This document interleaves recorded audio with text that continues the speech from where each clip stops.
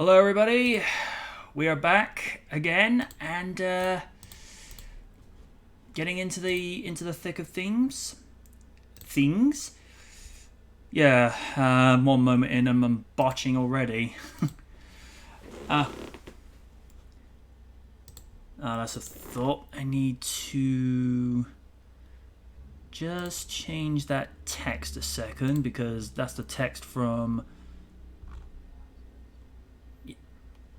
Last time on Sunday Night Live, Oni Rakaku announced he was going up against the ring against Hulk Hogan, with Lydia protesting, No, honey, this is beneath you.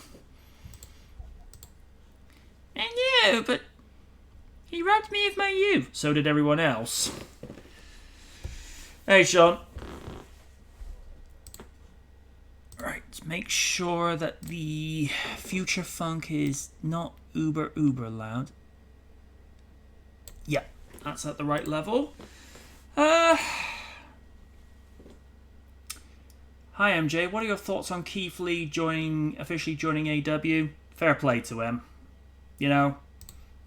Because underrated and underappreciated in WWE. Triple H saw something in him. McMahon saw something in him too, but as typical McMahon, I'm going to find a way to make fun of him, He's officially given notice and going to AEW. Well, don't I feel stupid? What about the XFL? That never happened.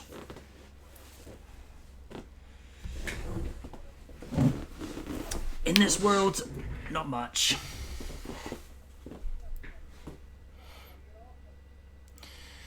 Yeah, this is a man who thought Katie Vick was a good idea.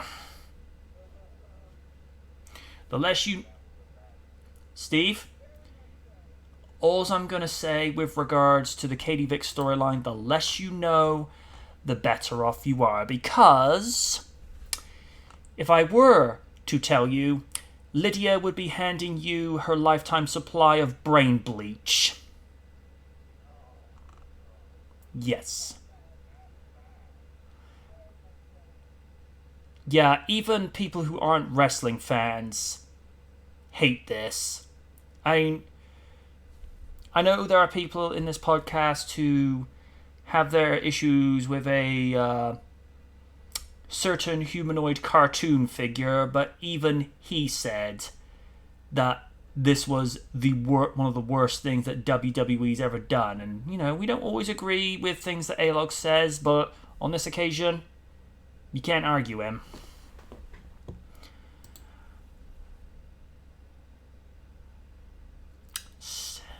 Dan says, I think the biggest missed opportunity was Keith Lee never able to face Roman Reigns. Yeah, I'll go with that. That's a fair comment. Because, here's the thing. Although Roman's gotten better with his mic skills, I will give the man that. Keith Lee would run circles around him.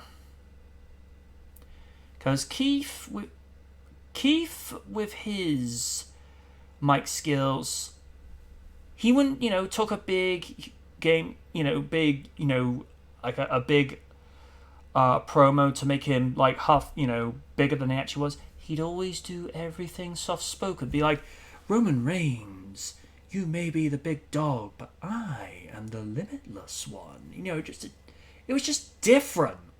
And, he was one of Triple H's boys, and, you know how McMahon felt about that, because he released most of them. Thank you very much. Good luck in your future endeavors. And this is just giving Vince... People are either jumping ship, retiring, or in some former WWE star's case, I don't know the name of this specific ex-WWE star, but some of them have gone over to OnlyFans. And here's the thing. I don't know this for a fact, but it wouldn't surprise me if one of them was Lana. Because she used to do pictorials.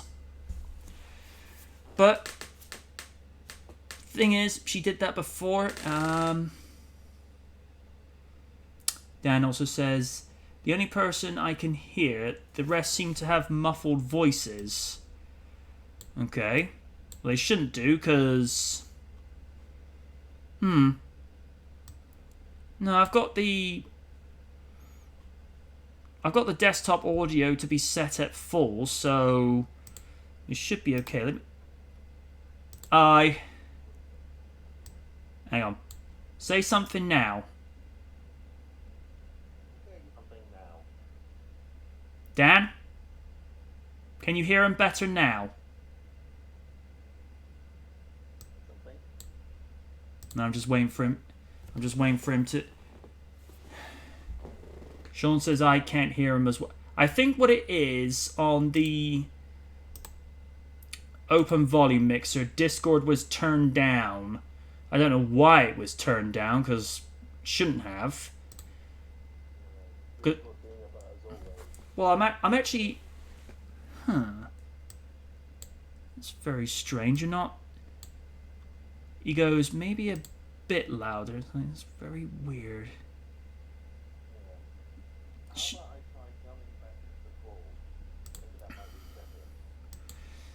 Yeah. Let me... So I don't understand... Alright.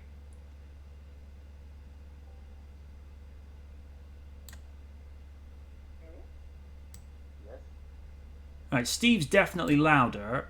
Maybe bring Streamlabs up a little bit.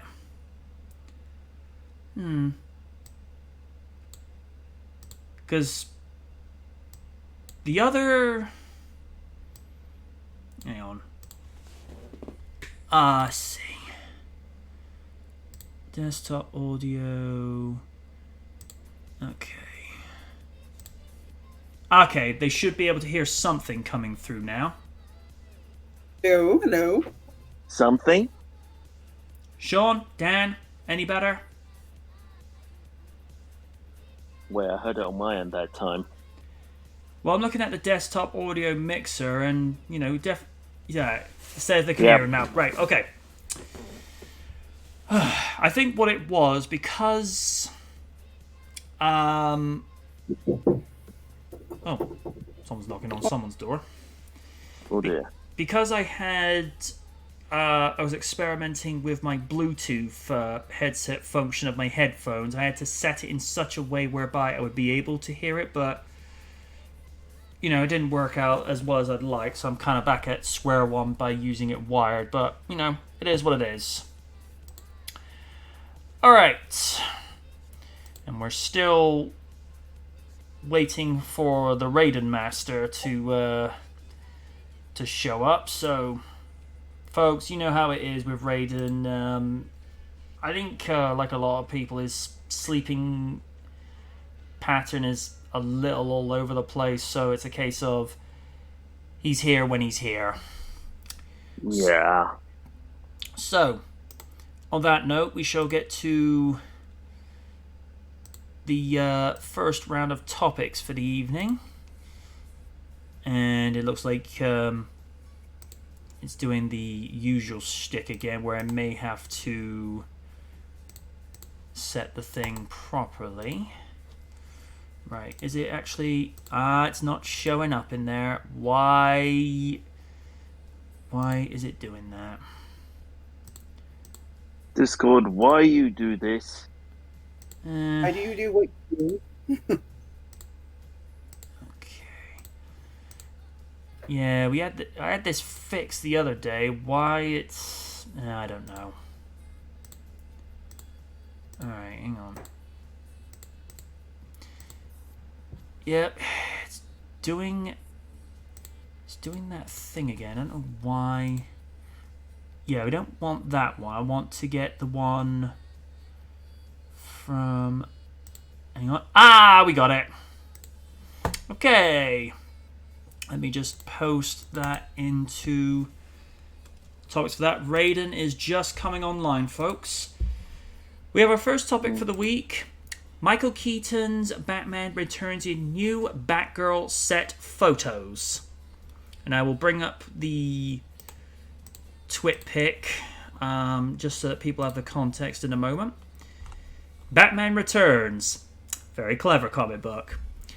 Photos from the set of DC's Batgirl show Michael Keaton is back as the Dark Knight, and we have our own Batman in the mighty Raiden. No. Anyone hear me? Yes. Yes. Yeah, we can hear you. Loud and clear. Clearly. Yes. Yes. So clearly we can hear Okay. the very disdain of, what L do I need to dispense on some unworthy schmuck today?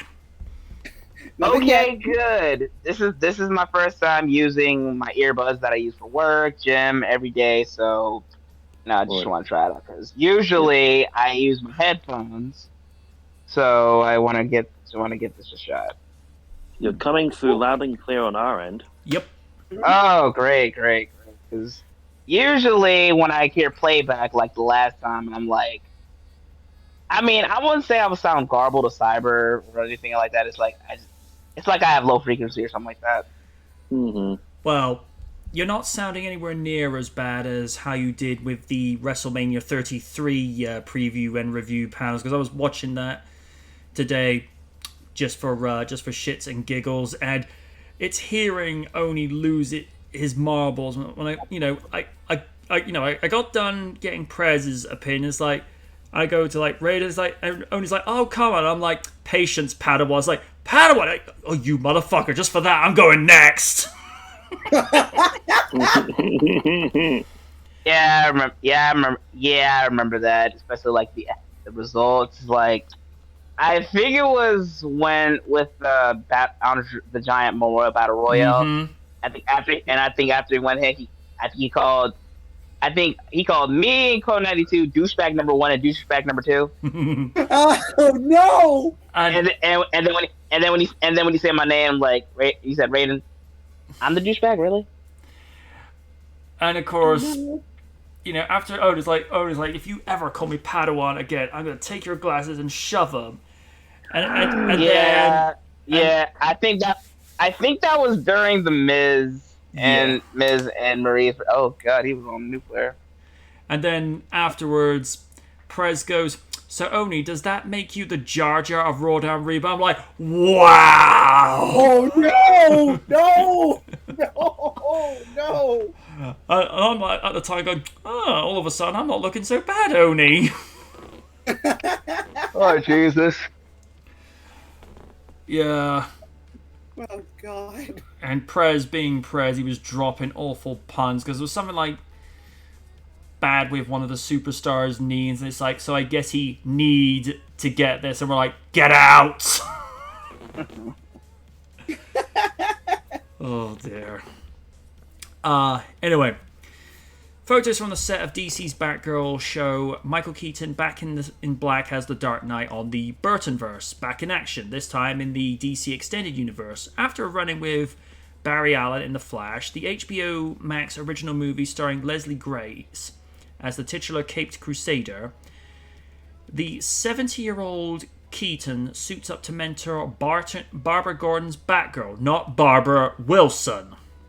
Mm-hmm. The costume alter ego of GCPD Commissioner Gordon, Jim Gordon's daughter, answering the back signal for the first time since 92's Batman Returns. Keaton returns in The Flash in theaters November 4, and Batgirl streaming later this year on HBO Max. Below, see the first set photos of a costume Keaton on the set of Batgirl, which I shall now go through.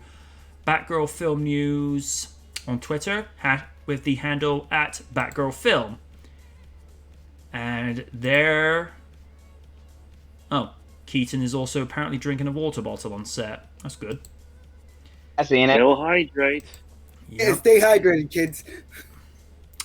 From the looks of it, you definitely see the old school suit. You start to see the yellow in the middle of the bat segment, the bat logo. So, hey, And apparently they're filming in Glasgow. Wow. Oh. So what?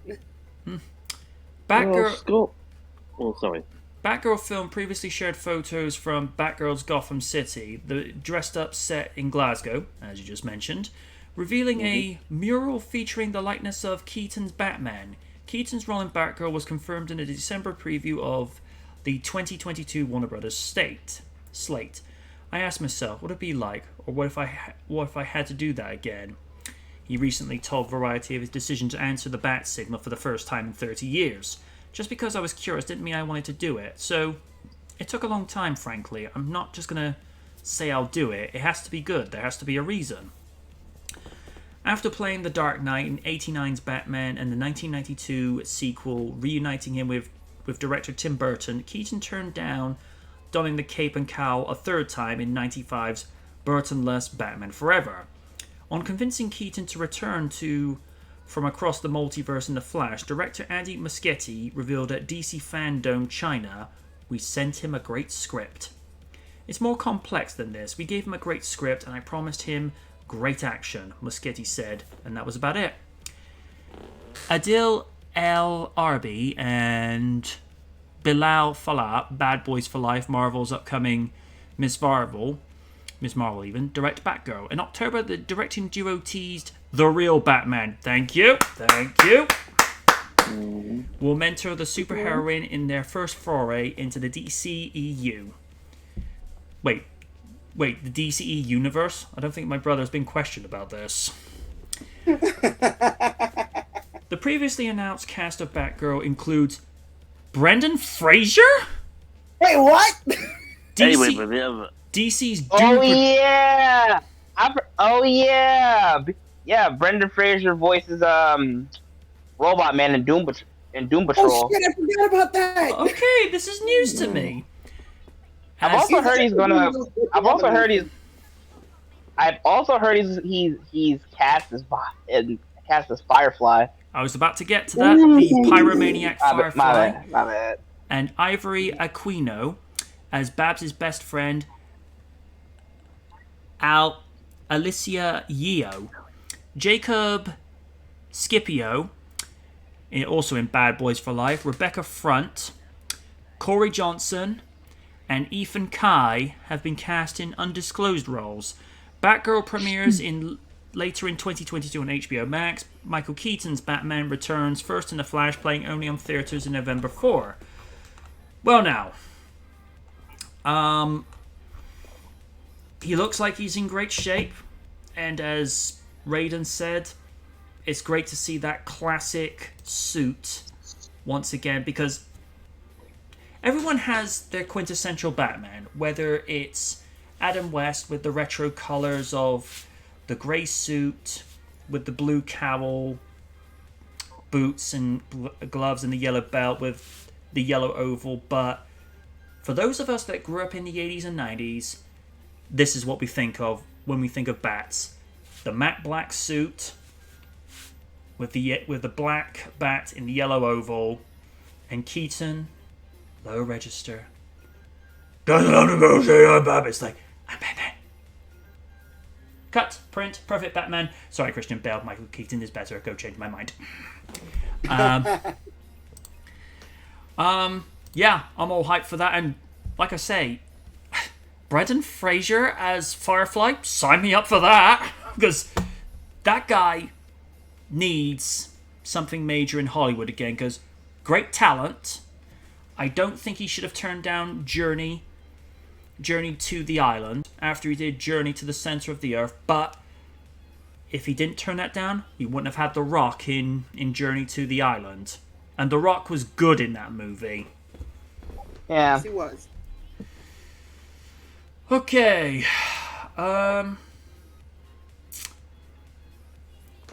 Dan says, Adam West Batman.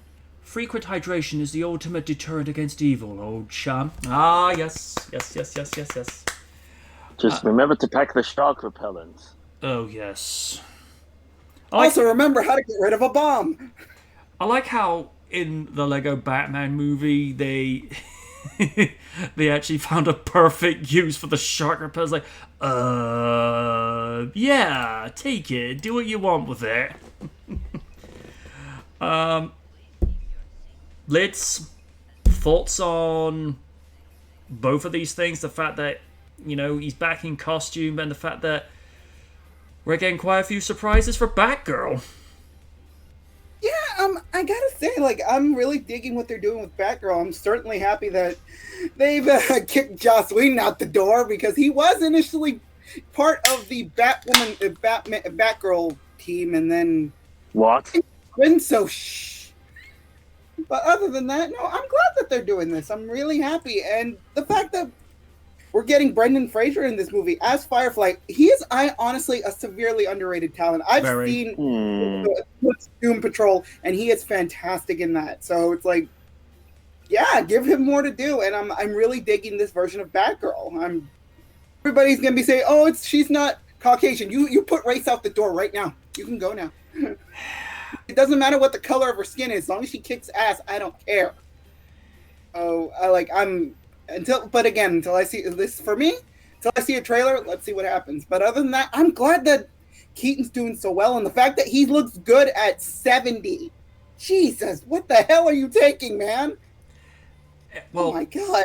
If he's gonna be Bats at this age, then can we please have one of the two possible following adaptations? Either one, we get a full adaptation of The Dark Knight Returns, not just loosely adapted for Batman v Superman, or can we finally get two simple words? Batman Beyond. Yes. Yes. I have wanted that since 1999.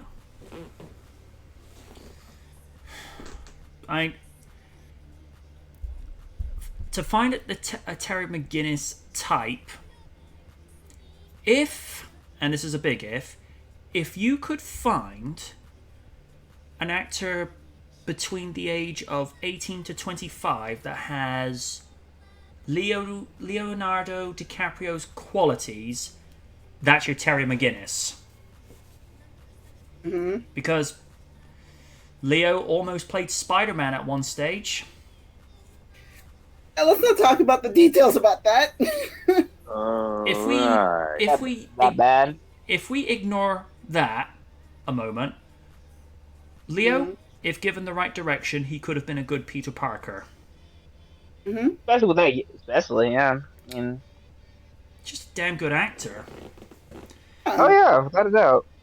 The fact that he didn't get a damn Grammy until him sleeping in a bear corpse shows that, you know, Grammys are basically late bloomers. Yeah. To our own Dark Knight, the Regal Stephen. Your thoughts? Looks very promising. I'm glad to see him back in the costume. It's just with the question I have is because as it's being released on HBO Max in America, the only gripe is what about the rest of the world? Because UK doesn't have HBO Max, so where is it going to come over here? Wobba Fett. That's a good question. What streaming platform is it going to be on here? Netflix, Amazon? I'd like a bit of clarification. Well, I might be able to have some kind of answer. When the Fresh Prince reunion was put out in America, only HBO Max got it. In the UK, Sky Store got it. And great for people who have Sky. Sky Sports or something like that? Well, similar method. You have like Sky Box Office where you can order specific movies, boxing, and WWE on a pay-per-view basis. Then you have Sky Store. Have Sky Store, which they did actually have a great option leading up to the physical release of Ghostbusters Afterlife. You'd have this option. You could order Afterlife off your Q box, and then when the DVD or Blu-ray came out, depending on which one you ordered, you'd get to keep it, and you get the physical copy in the mail as and when they got hold of theirs. And I actually have my copy of Ghostbusters Afterlife on Blu-ray, so if you are a customer with Sky and you go to the Sky Store option, you have that option to order it and, you know, have it stored on the Sky box, and then you get it through the mail a week or two later. Sadly, I don't have Sky Store. What have you got? Virgin? Well, yeah. Well, Virgin Media mostly for media. I don't have anything in relation to TV, mainly because I don't watch that much TV anymore. I don't either. Was actually thinking about blocking certain channels. I won't go saying aloud, but that says everything it needs to. I see what you mean. Aha. It's one of the reasons I Gotcha. switched off from legacy media. I do not watch corporate news, and I haven't bought a newspaper since 2008, because I think I can say this as a guy. The only main reasons I bought the Daily Star back in the day was for the following: movie reviews, wrestling reviews, and very lovely, beautiful ladies on a certain page 3. But it was a more innocent time. People weren't so offended by everything. True. Page 3 wouldn't happen today. It might do again in the future when society learns to lighten up, because people are like, oh, I'm offended. I had to, I saw this in my newspaper. You do know you could have skipped a page. Exactly. If I can interject, that kind of reminds me of how people are trying to cancel Dwayne Johnson for the stuff he said way back in the day. The stuff he said in WWE, I'm assuming. Yes. Here's the thing. If he actually went and apologized for that from what I saw, but here's the thing. He's too big to be cancelled. Right. And you're absolutely right.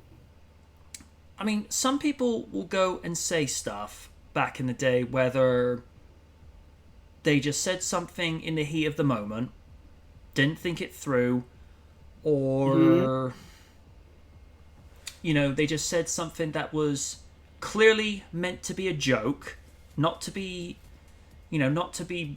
purposely taken out of context. Because keep in mind, there are those on social media that purposely will go looking at innocent quote or statement and be like, right, what can I do to take this out of context and make them look bad and make me feel good about myself, because I can't be bothered to put myself in decent standing.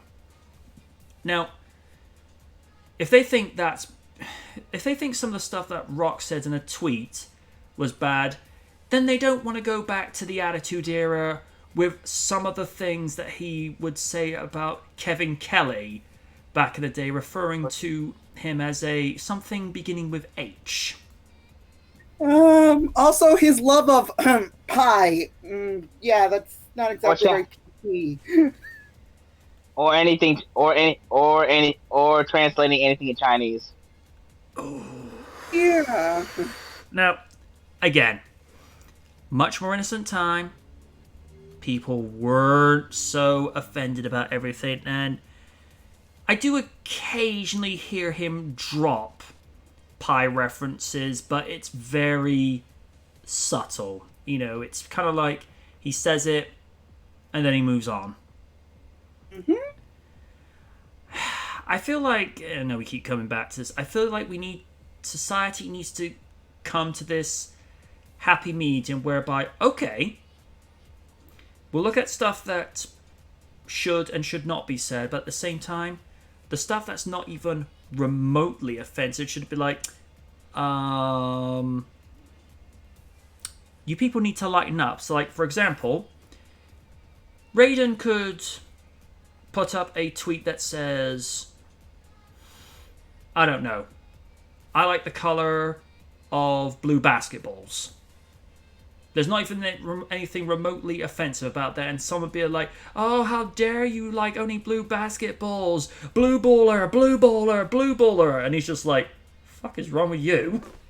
See what I mean? You do realize what you people are saying, right? You know what I mean, though? It's something that's not not even remotely offensive. I mean, it's one thing to be rightfully offended if you go and say, I hate insert derogatory term about this demographic, and then it's like, ooh, you can't say that, as opposed to, I like blue basketballs. Like, what is there even remotely offensive about that? You know? And some of these people that try to go cancelling others, some, and I stress some have got their own skeletons in their closets. Mm-hmm. But, you know, I'm not going to name names because I like to think I'm not that petty. I'm petty about over other things like, Paul Feig, annual Christmas L. Dear Mr. Feig, here is your annual Christmas L. Not with a coal in your stocking, not even with anything else. It's just like, you continue to make franchises fail. Here's this L. And Raiden said for the last time, you sucked at Ghostbusters. Signed, the Raiden, your Lord and Master. And he's just like, dude, don't give me ideas. But, you know, Rock is one of those guys.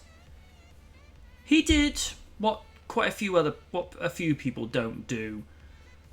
If they get cancelled, he goes out and apologizes. And considering all he's done as an actor and as a wrestler, and this is a guy who's gone to grant several Make-A-Wish for kids that are terminally ill, whose one wish is to meet The Rock. And as we covered on this podcast, he gifted an Iraq war veteran the keys to a yet-to-be-released 2018 Ford Mustang for her services to her country. And people want to cancel him over something that was clearly meant to be said in jest. Now, agreed, he probably could have looked at them and go, you could have just said something to the effect of, instead of the explicit that he used, you could have been less of a wuss about it. Which, I think saying you're a wuss is like, that's not anywhere near as derogatory as some things are taken today. But I've been wrong before. But it always goes back to, look at what's actually offensive versus what you think is offensive.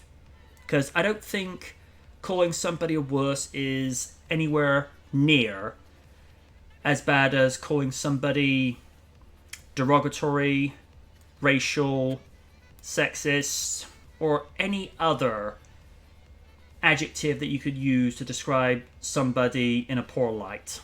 So, I don't think this will hurt The Rock because he literally does have the millions and millions of fans on Twitter, YouTube, and most people that have a bit of common sense and a reasonable amount of self-esteem and thick skin, they can clearly see it's a joke, and you give it a month or two and they're complaining about someone else. And also, considering how bad Twitter can be on occasion, I'm not saying all of it is bad, because to be fair, the people that go complaining and, you know, making all all the hate and what have you, that's very minute compared to all the good people that are on Twitter. It's just that the people that do the amount of complaining are the one who get heard the most.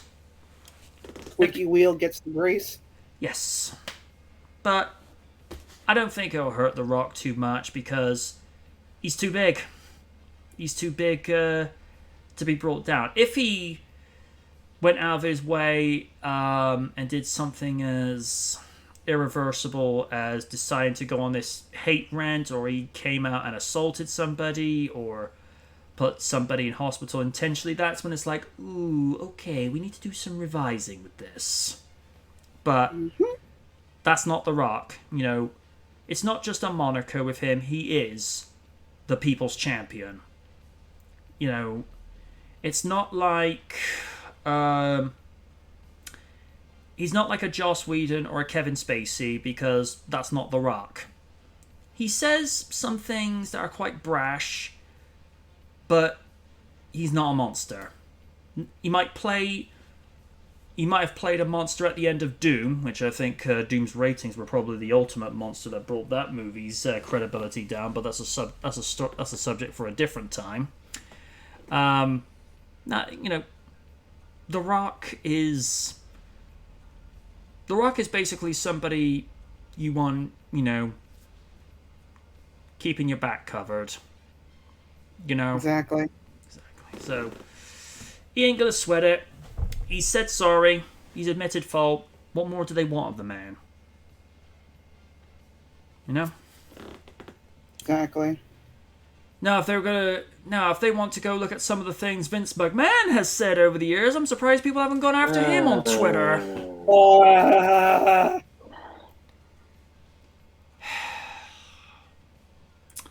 I don't know. But like I say, give it a week or two. They'll move on and complain about something else, because that's the cycle. Cancel him! Someone new pops up. Cancel him! And like the two people that they're trying to cancel before, they've moved on. So exactly. You know what? Yeah. Right. Has everyone said their piece about... I did. Don't think the others did. Go ahead, dude. Oh. Yeah, this is cool. Yeah, this is really cool to see. I mean, like Liz said, it's very shocking to see Brendan Fraser as Firefly, but I feel like the guy is very underrated as an actor. I mean, even take away all the, you know, the actiony things he's been in. Of course, the Mummy trilogy. He can definitely hold his own actor. So him playing this role as Firefly, I'm looking forward to. And once again, like what Liz said, top notch as Robot Man. Even though I'm not really interested in watching Doom Patrol, but I'm just happy to see that he's doing well. So, you know, a part of me is looking forward to this, especially, you know, seeing the DC aspect of these shows doing pretty good, from Titans to Doom Patrol to Peacemaker. I mean, I'm definitely happy to see that we're getting more from DC than what Marvel used to do with their Netflix shows. From what I'm hearing, they're gonna be gone real soon. So I think with this, people are enjoying this wave of, you know, seeing superhero shows back on the forefront again. I mean, it isn't what it used to be, but hey, at least we got something, right? Yep. Steven? I already said my piece. Okay, for some reason I'm having to log back in for the chat, because for whatever reason it decided to kick me out. Why? I don't know. Because Wobbuffet? Yeah. Dan says... Wobbuffet! Dan says, speaking of The Rock, have any of you seen his show Young Rock? I have. I love it. The actors that they get to portray Rock at those respective years, stunt casting, because they all have his mannerisms, especially I think it's like 8-year-old Rock, and then you jump to Rock in his high school year, and then when he's going to university. They studied his mannerisms in those pictures well to get the right people for that. So, you know, good on them. All right, Steve. Everyone said their piece. Mm-hmm. I'm not sure how people are going to react to this one. Some people might like this. Some people might be like, I have, to quote Lydia, she'll probably say, I have mixed feelings about this. Okay. The Spice Girls reunite as a Lego Bricks head set.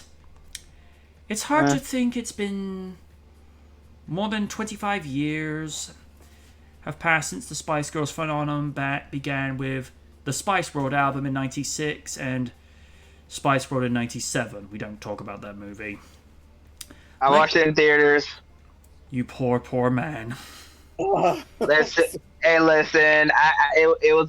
was a phase. I will say there are some, and I stress some, Spice Girl numbers that are a couple of guilty pleasures for me. One of which is Too Much, because I think that's just genuinely a good song. To Become One, I like it for what it is, but I wouldn't associate a song about contraception with a Christmas number one. That's kind of... What? Yeah, that's what the song's about. Yeah. Because if you listen to some of the lyrics carefully, be a little bit wiser, baby. Put it on. Because tonight is the night where two become one. And I remember reading a couple of YouTube comment sections where some kids, when they were like 8 or 9, would actually say some of the lyrics in front of their mothers, and the mothers would be like, okay, son, you're making me feel very awkward right now. Don't do that. And then years later, they realize what they had sung. They're like, oh, this is awkward. Not gonna lie, that sounds like something. Is there? Okay, MJ, do you ever heard of this band called S Club 7? I have heard of them. Yes. Oh God! Yeah, there was one lyric I remember hearing, and hold on, let me find it. I think Time to go to the Wayback Machine. I think about the only S Club 7 song I actually ever liked was 2 in a Million, because I thought, you know what, this is actually kind of pleasant. I remember listening to a good few of their songs. And I will say, and this is where I'm being nice, I understand why everyone would like Rachel Stevens, because, well, she was cute and she was very nice on the eyes in certain areas. Joe, the lead singer, would always get overlooked, even though she was the voice of that group. She's got the soul. Absolutely. So they would say. Let's see. Lego is paying tribute to one of the most popular groups of all time, with the 40,548 Bricks head set, which includes all 5 members: Jerry, Mel B, Emma, Mel C, and Victoria, probably the least talented. Oh, I'm sorry, did I say that out loud? Well, when they went to go do like solo careers and solo albums, understandably, Jerry did okay for a while. Emma, she did reasonably well. Mel C was the most successful out of them all, which, by the way, I want that sweet ass 66 Ford Mustang she had in some of her music videos. Like, damn, girl, where did you get your hands on that? But Posh only released maybe 4 to 5 singles off her album, and not when they weren't performing that well, her label dropped her. And the only thing I remember her after Spice Girls, her being famous for, was for marrying David Beckham, and for launching her own fashion brand. And apparently, she had a hand in designing the modern Range Rover, which I'm still trying to get my head around that. I don't know how, I don't know why, and I don't want to know. It's just like, this doesn't make sense. I must drink a can of Monster. Oh, right, there's one right next to me. Thank you very much. there are one or two I like of Victoria, because even, you know, less than talented artists can actually put out one or two decent numbers. I liked Not Such an Innocent Girl, and the song that she did called Let Your Head Go, and this is going to surprise Raiden, at one time Posh put out an R&B single. Really? What? Don't Disturb This Groove. Threw off my groove! No, it's one of those... The rhythm's nice, but it's... Alright. It's two things that don't go together. Posh doing R&B is like Snoop Dogg trying to do opera. Oh, no. No. Oh, Lord. Now, the one time Spice Girls actually did R&B, they actually did a song called Holla. And I'll give them credit. I remember that. It wasn't bad. It wasn't bad. And I remember MTV music videos actually did like this play along where they said, like, you know, the four girls represented four elements. Baby represented water. Mel C represented earth. Mel B represented fire. No surprise there. And when it got to Posh, it said she represented air. And they just went, no comment.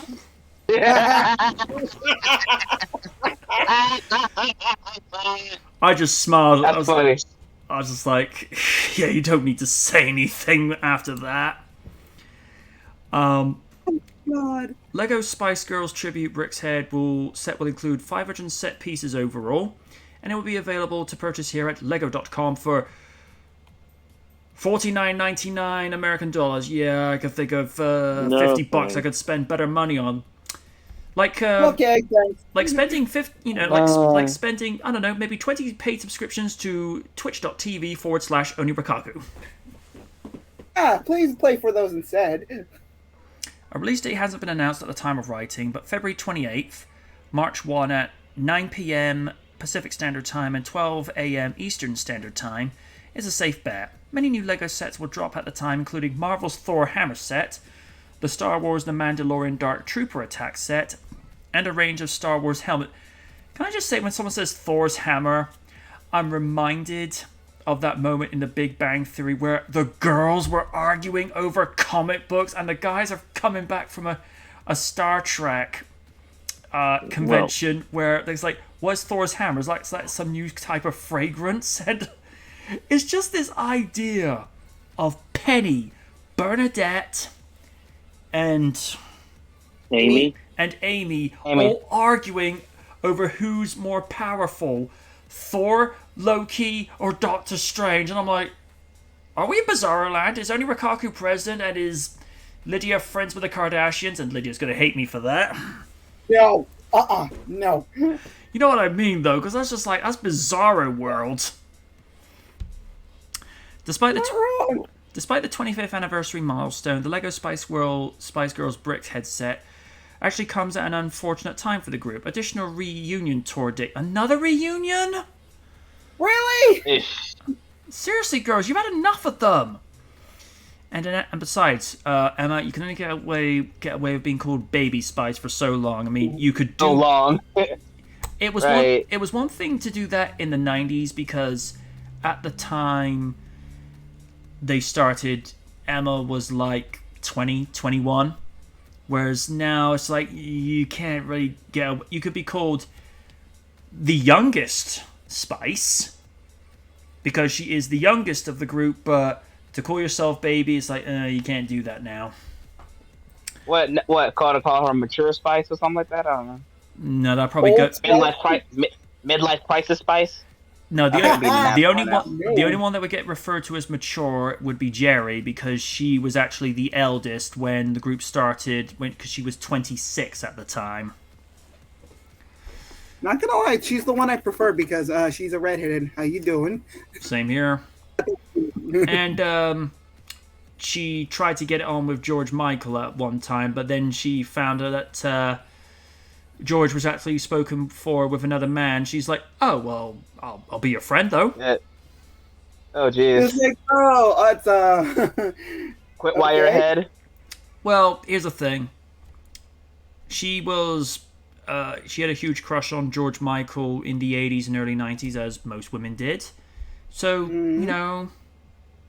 She took it like a champ. She's like, oh, okay. You know, didn't dwell on it, didn't like throw a fit. She's like, oh, okay. Which is why the song that she did, Angels in Chains, is actually dedicated to him.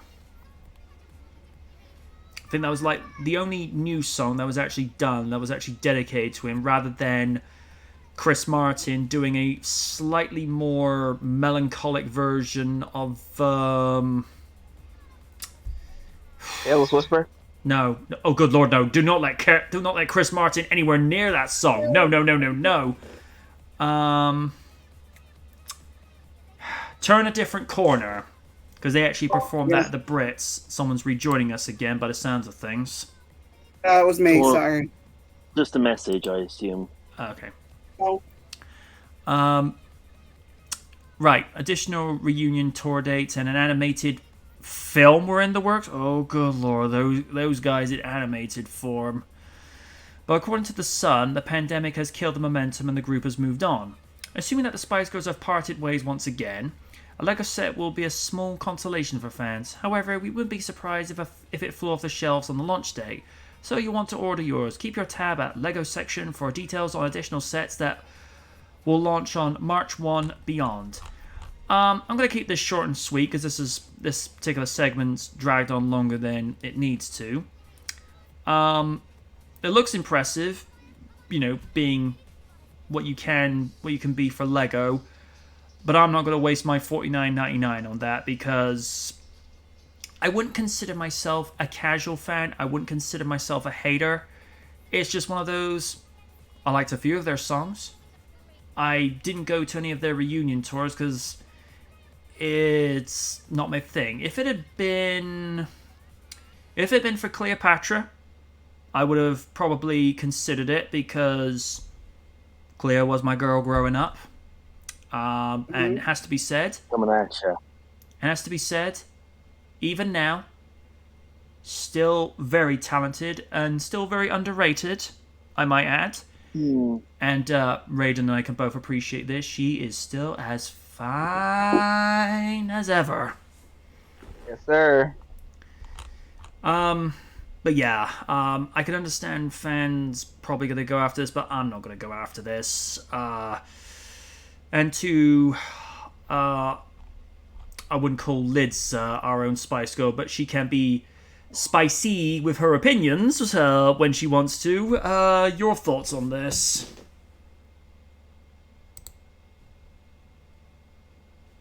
Lids? Oh, she's muted. Okay. Whilst we're waiting for her, Steve, your thoughts? Probably gonna pass on this set. I mean, it doesn't surprise me that they're getting a set because Lego is doing almost everything now in terms of the licenses that they've got. I mean, in the last few years, we've had Disney, Looney Tunes, both Marvel and DC, along with Overwatch, Sonic the Hedgehog. Yep, and they've just had a new set for Sonic the Hedgehog come out this year. And Knight Rider. And I'm trying to think what else there was. They've recently had not only the Sesame Street Lego Idea set, but they've had Lego Muppet minifigures. And if he had it his way, we'd have Lego Raiden. And this was a bit of breaking news earlier this week, but there has now been reports that Lego are now going to be doing a Lego Optimus Prime. I did check that out. That was awesome. I kind of want this. Well, probably my thoughts are that the Hasbro abandoned the whole Creo thing a long time ago, which was their equivalent of Lego. So It's no surprise that Lego jumped on the bandwagon to say, "Okay, if you're not going to do build toys of Transformers, how about we do something with it instead?" It's called striking while the iron's hot.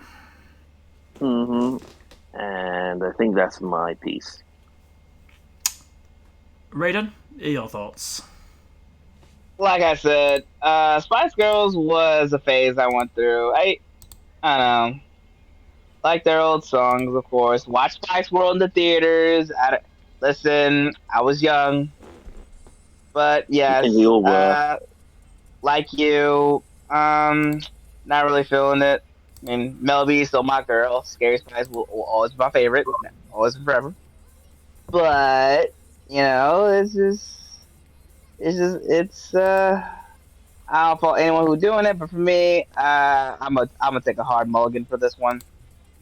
With the Lego set, I mean, I'm surprised, but hey, I mean they were part of the culture way back in the day, so it made sense. So that's cool, I guess. But you know,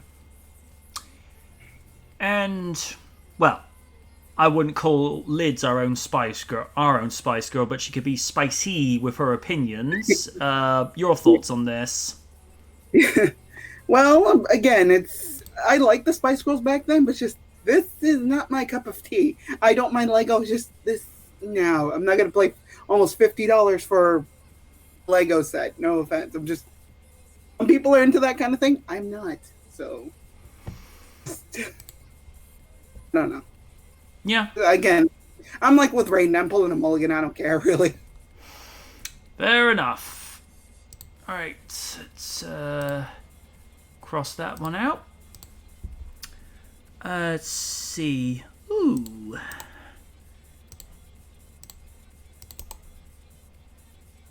Okay, sure. And now we're going to have a little something that covers a very famous Latina actress and musician. Oh. Here's why Jennifer Lopez is an important figure in rom-com history.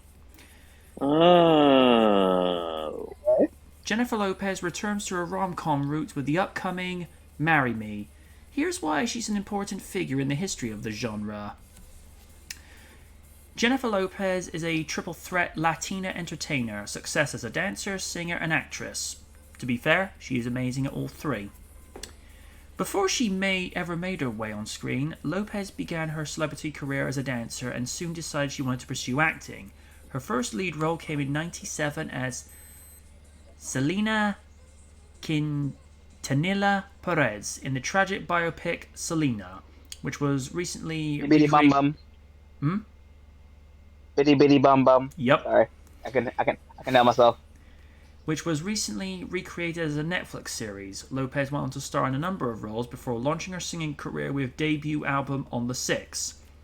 Little inside thing, On the Six was a reference to when she would always get the subway train in New York, sending a surge of popularity through the Latin movement in America, while Lopez continued to balance her acting career with her musical pursuits, which ultimately earned her a star on the Hollywood Walk of Fame. Her focus always returned to her true passion of acting. Also, one that she's very good in, Made in Manhattan. Go and watch that, you will not regret it.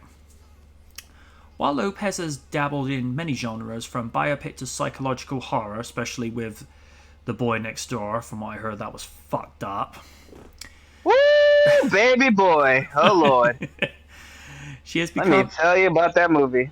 She has become known for her roles in rom-coms, and it has to be said, this woman does not look anywhere near 50. Good Lord, no. Oh, there's also that one horror movie that she was in with Vince Vaughn called The Cell.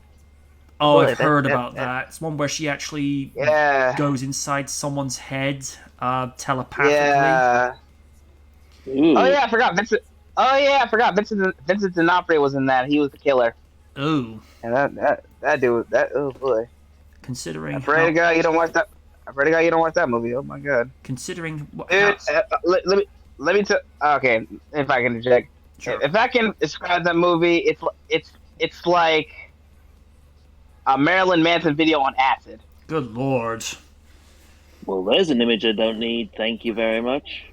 I was about to say... And for the record, chat, I love Marilyn Manson, but get too much of that, oh boy. I was about to say also, considering how Vincent D'Onofrio acted his ass off as Kingpin, I can already imagine him as a serial killer. Whew. Carving a name for herself in the genre alongside tycoons like Julia Roberts. By the way, even to this day, Julia, how you doing? Despite major flops like Jiggly, we don't talk about that movie, Lopez has seen a great deal of success in the rom-com genre with hits like Monster-in-Law, that was very good, and Made in Manhattan. After many years away from the genre, Lopez has made a dazzling return to rom-coms just in time for Valentine's Day with Marry Me, with her co-star Owen Wilson. It has to be said, Owen Wilson... You lucky son of SOB. It has to be said, Owen Wilson, one of the most underrated comedic actors. Especially the work he did with Jackie Chan in Shanghai Noon. I was not expecting those two to connect chemistry-wise, but they connected so well. Also, one that doesn't get really talked about, Marley and Me. Really. Oh, on that movie. That was a tearjerker. Because you feel for that dog. I didn't want to see that puppy die, man. No, you weren't the only one. Oh, the dog is just a lovable rogue.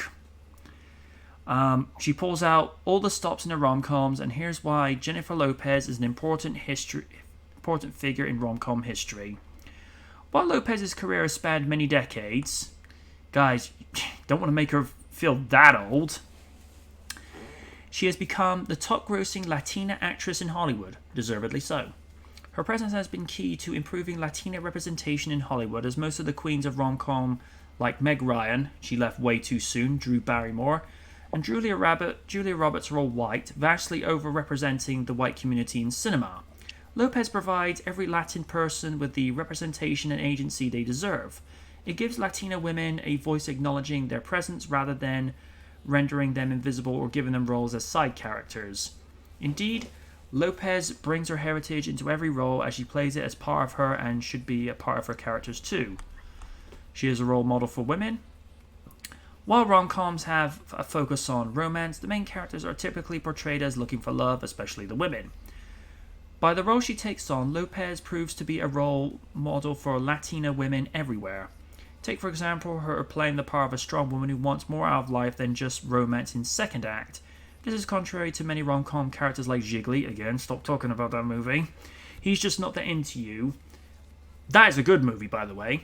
Whose focus is to find a man that will fulfill all her dreams, so she tries so hard and turns many of the potential suitors away. Lopez's characters, on the other hand, focus not on getting a partner, but getting the most out of her life as a whole. In this way, Lopez acts as a role model for women everywhere, as her role places an emphasis on focusing on personal goals and achievements, like getting that promotion or bench pressing 200 pounds. That'd be something. Lopez's portrayal of strong, independent women on screen acts as a reminder to women of all ages there is much more to life than getting married. She has a personal love for rom-com. Oh, good lord, that picture with her and Matthew McConaughey. Good lord, she's young there. After starring in a line of rom-coms, you'd expect that they would get stale, but Lopez brings something new to each character and has become a huge name in rom-com history. Like Meg Ryan and Julia Roberts, Lopez has a personal love for rom-coms, expressing her love for the films and explaining that while all endings of rom-coms are predictable, let's be fair, they are. It's really about how interesting the journey is and the interaction between the two characters. This is part of the reason that she is the main producer on her new film, Marry Me, as she has a deep connection with the film and considers it her homecoming, as she revisits the genre after many years without starring in a rom-com. On top of Marry Me, Lopez has another rom-com to hit theaters in 2022 called Shotgun Wedding. She knows that love has no age limit. Yep, that's fair. In her newest film, Lopez's character Kat Valdez, or Valde, because the Z could be silent, is set to get married to her fiancé until she discovers he is cheating. Boy, If you cheat on somebody that looks like J-Lo, there is something wrong with you. Just saying. That'd be like, let's say for the sake of discussion, Raiden and Sasha Banks are romantically linked. Let's just say for all hypothetical circumstances, Raiden, are you going to cheat on her? No. Especially after cosplaying as Sailor Moon. Mm-mm. Yeah, I did find that amusing, and I'm pretty sure Lids did as well. After a meltdown on stage, she decides to marry a stranger in the crowd. At the age of 52, Lopez proves that she has no age limit. 52, I'd have said 37 at the very least, because, dude, she does not look 52. No way. Despite her age, she still refuses to settle for someone cheating. I don't think anyone should. While we may see young people in the prime of their lives in most rom-coms, Marry Me is just one example of finding love later in life. Another example of this is Second Act, when a 40-something-year-old woman unexpectedly finds love while moving forward in her career to achieve her personal goals. Love defies any age. It's never too late to find a new love in your life. With Lopez taking on arguably the biggest rom-com of her career at the age of 52, she's encouraging this concept of finding love later in life in Marry Me. Okay. Yeah, I pretty much agree with what was said in that. I've enjoyed most of her rom-com appearances, particularly with Made in Manhattan, where she's kind of living a double life because her love interest in that is Ralph Fiennes, and he plays his part well. And here's the thing, I don't know what it is with American women, but they find us English fellows very attractive, and maybe it's the accent, I don't know. But good news for us, Steve, it's definitely the accent. Good news for us, Steve, is if we go to New York and go into some bar and we say we want this, if for some reason you have 3 women on each arm after you start speaking, you'll just be looking up to the sky going, thank you. Mm-hmm. But yeah. Steve, thoughts on the article, and have you seen many of J-Lo's foray into romantic comedies? Not really seen much of her portfolio, I think, to gain a full understanding, but I can see that she has been influential, especially for her role in rom-coms. We've just started playing Marry Me at my workplace where we are. So that'll be something to add in for the screen announcement when I introduce the film to filmgoers. All right. Raiden, your thoughts? I can't lie to you. Rom-coms are kind of not my thing. And I've seen other work, like you mentioned, Boy Next Door. I don't know, just like some. I just like seeing some movies like when she does action types and like dramatic types. Like that one film she was in way back in 2002 called Enough, where she was basically being abused and she had no choice but to. She had no choice to run, but other things she had to basically defend herself. Mm-hmm. So stuff like that I'm into, but the fact she wants to go back and do rom-coms, that was her bread and butter. I respect it. All right. So, So, yeah. Also, I gotta say, Owen Wilson, hey, and with J-Lo, mad respect, my guy. Mad respect. Lids, are you back yet? Okay. We'll get on it. We'll possibly get her thoughts on it later, if we're able to, because, don't want to burn up time any more than need be. One thought that we will get onto. And that was the trailer that we were not expecting. I'm not going to show the trailer because, you know how Twitch is. Yeah. Mm-hmm.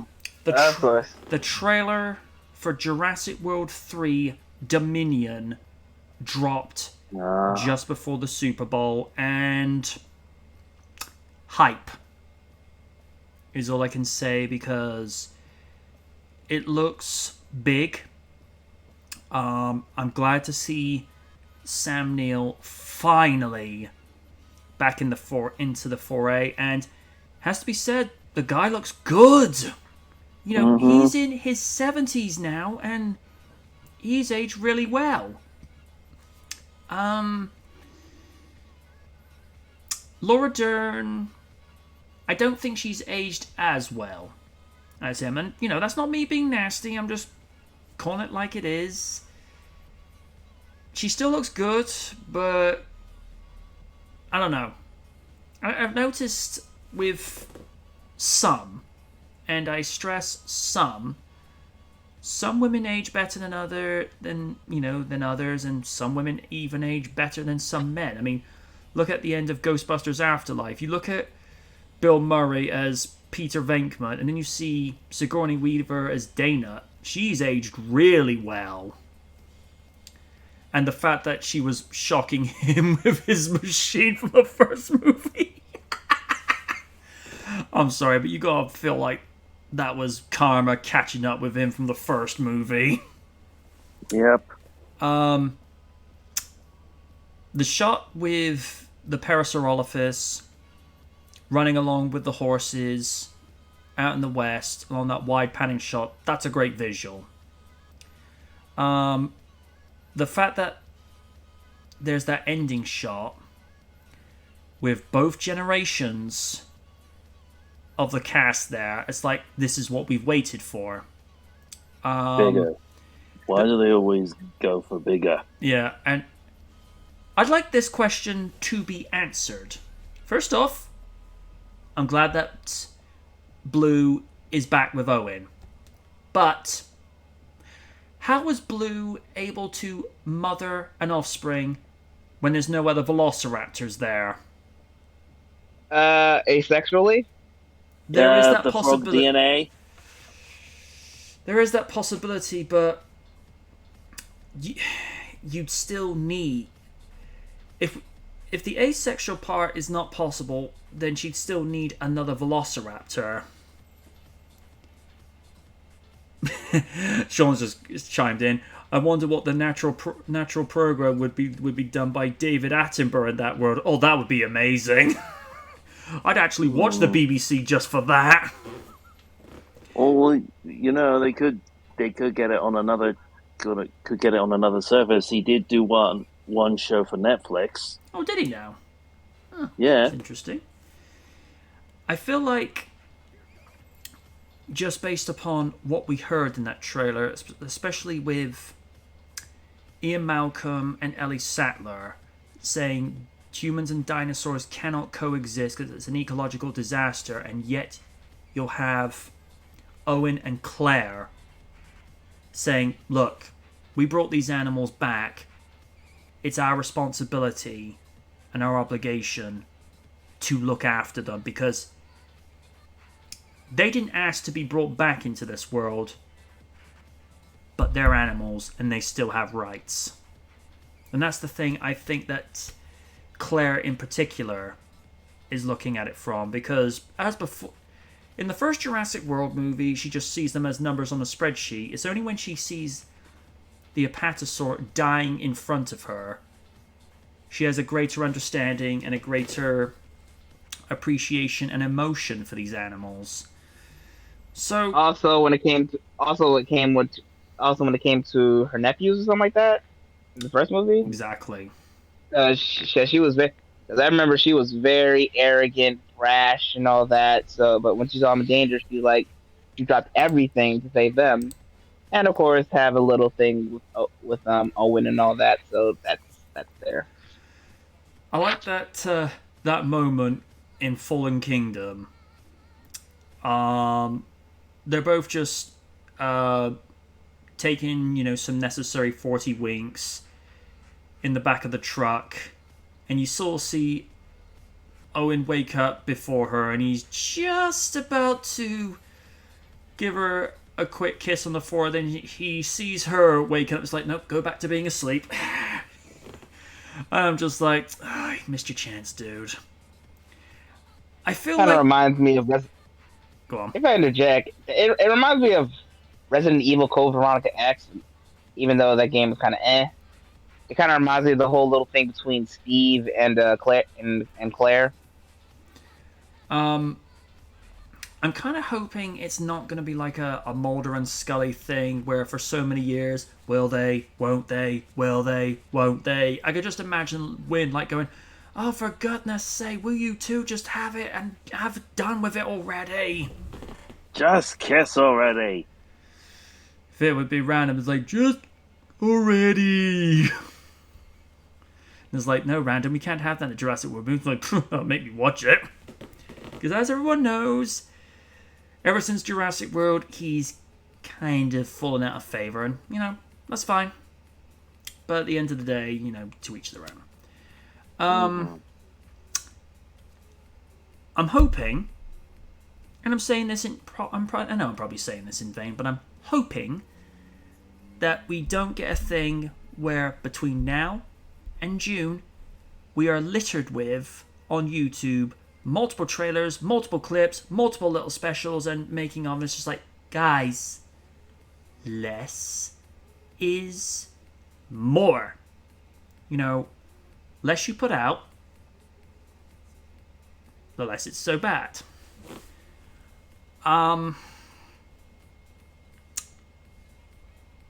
Trevorrow says this is going to be the one to be like the original Jurassic Park. That's a bit of a bold claim, since probably about 40% of the franchise with the sequels, they haven't quite recaptured the magic of the original. I feel like Jurassic World and The Lost World come close seconds, whereas Jurassic Park 3 and Fallen Kingdom can go die in a fire. Sean says, they'll put out 69 more trailers. Certainly they probably will, because I made the point of saying this in 2015.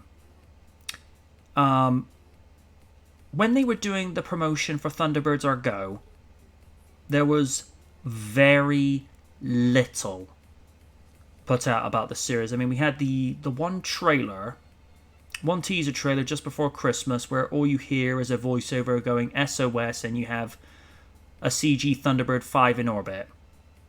That was all we got until early February. Then we get a trailer of the model sets without the CG craft and everything else added, just to get the idea of scale. And then you'd get these 15-second trailers of each respective Thunderbird and their pilots. And then we didn't get like the full-blown trailer, ironically, until Friday the 13th of March that year. And I was like, whoa, this looks good. And then Easter Saturday, Ring of Fire Part 1 and 2, boom. They hit us big with it, and I was sold on those first two episodes, because they had the basic DNA of the show, but did it in a modern way. And as I said on Twitter 7 years ago, if Jerry was still here, he'd approve. Yeah, and being at the premiere on the Tuesday before the Saturday, I can vouch that it did get a lot of good reactions from the crowd, myself included with that. And this is what I feel, and this is not just Universal, this is Hollywood in general. Although I will say with Spider-Man No Way Home, they revealed very little. So at least Sony were paying attention. Because, well, to be fair, I think most of us had an inkling that considering blanking on names now. Alfred Molina and Willem Dafoe and various other actors from previous Spider-Man movies were listed. It's like you got to be thinking Andrew Garfield and King Toby are going to be somehow brought back in. And when they did get revealed, surprised but not surprised. It's like, well, okay, Sony, you actually surprised us. But Universal, I don't know what it is, but with each Jurassic World movie that has come out, they just bombard social media with so many clips. It's just like, guys, it's almost like that, like those people that have those free samples on a plate. You get filled up so much before you get to the main meal, and by the time you get to the cinema, which is the main meal, you're already full up. We want to be given little tasters, absolutely, but we don't want to get so many tasters that by the time we get to the all-you-can-eat buffet, we don't have any more room. So we know Rexy is supposedly facing off against a Giganotosaurus. We know that a prehistoric Rexy faces off with one, and then she'll have a showdown with a Giga at the end. Because it's supposed to start like some sort of rivalry, and I think somebody may think that, somehow Rexy will remember this from a prehistoric counterpart. It's like, I don't think genetic coding works exactly like that. There's a thing called genetic memory, but I don't think it works like that. No. I know in Assassin's Creed, from what little I've read, you're able to remember your ancestors' memories courtesy of some specific technology, but I don't think it's necessarily going to work like that with animals. But I could be wrong. No, Lids is still away. All I'm going to say with this is it looks exciting. It looks like it's going to be much more of a rollerball thriller, especially with Claire hiding from the Thurzingosaurus out in the swamp, which, by the way, is apparently Kaiju Noir's favorite dinosaur. I hope that they don't do it dirty for his sake. No. Considering how dirty they did the Spinosaurus in Chapter 3 of Chaos Theory, it gets killed off by the raptors. And Chapter 3 of Chaos Theory, folks, that is the easiest part of Chaos Theory. San Diego, I've lost count of how many times I've hit reset. But yeah, looks promising. I've rambled on longer than I should have. Sir Stephen, your 2 cents. I am definitely looking forward to this movie. I mean, just how are they going to tie up everything in this concluding part of the Jurassic World trilogy? It's going to be interesting to see. Plus, it's interesting to see where we're going to be going in the movie, considering all the different locations that were featured in it, including that scene on the motorbike with dinosaurs in what I assume is Venice. Yeah, that does look like that's what it would be. Well, it'll be a spectacle to see. And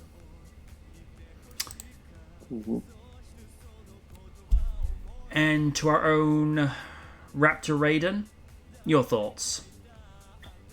From what I'm hearing, it's pretty interesting.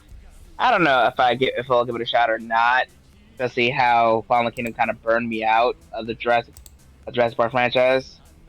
But I don't know. Probably when it hits, digital, I'll probably check it out. Now, not really interested, but at least have the old cast are still looking good this day, so that's good enough. Good enough for me.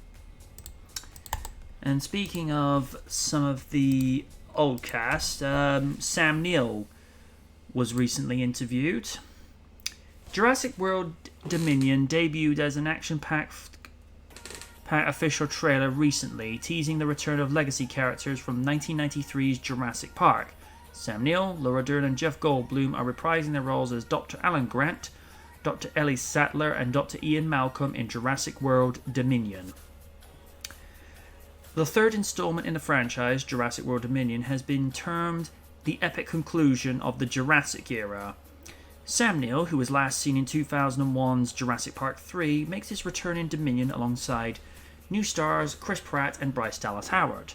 In an interview with The Hollywood Reporter, Neill talked about his experience reprising one of his most iconic roles. When asked how he felt returning to the franchise after all this time, Neill said, "Well, we had a blast. I was pleased to do it for a number of reasons. First of all, to be with my old friends Laura and Jeff,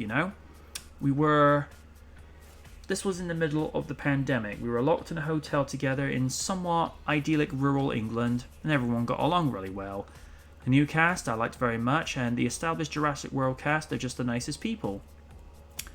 Bryce and Chris are absolute sweethearts because they were so beleaguered by COVID at this point. We felt we were on our own brave enterprise in a way, and that brought us closer together than ever. It was really an unforgettable time, and I'm very grateful for it."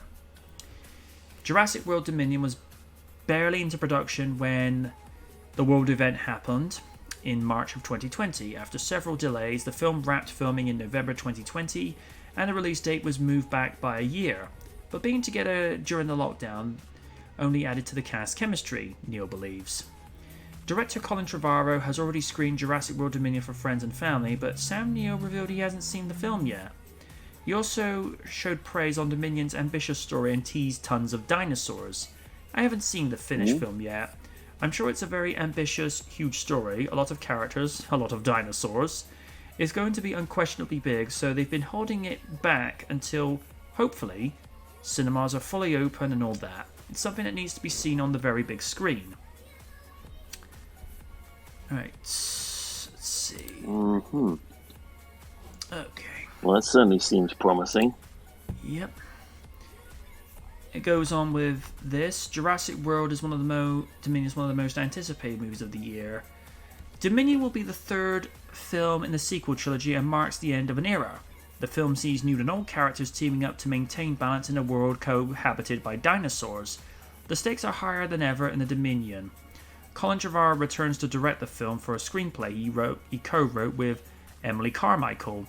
Chris Pratt, Bryce Dallas Howard, Danielle Pineda, I'm glad she's back, Justice Smith, B.D. Wong, and Omar Sy, glad he's back, return in Dominion alongside newcomers Mahmoud Athi, Scott Hayes, Campbell Scott, DeWanda Wise, Dishin Lackman, and Isabella Sermon.